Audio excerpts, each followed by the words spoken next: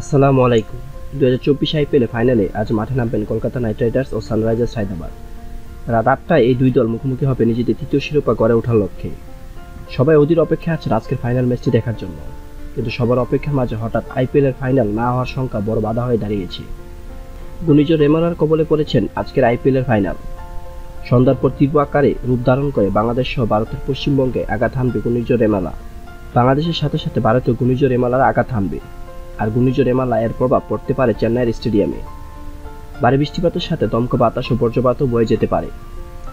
এখন আদৌ কি ফাইনাল ম্যাচ মাঠে গড়াবে কি গড়াবে না, ম্যাচ নির্দিষ্ট সময় না গড়ালেও তা কত ওভার হবে এই নিয়েও সবার মনে প্রশ্ন দেখা দিয়েছে। যদি আজকে ফাইনাল ম্যাচে 12 ওভার কিংবা কোনোভাবে ম্যাচ মাঠে না গড়ায়, তাহলে ম্যাচ গড়াবে পরের দিন রিজার্ভ ডেতে।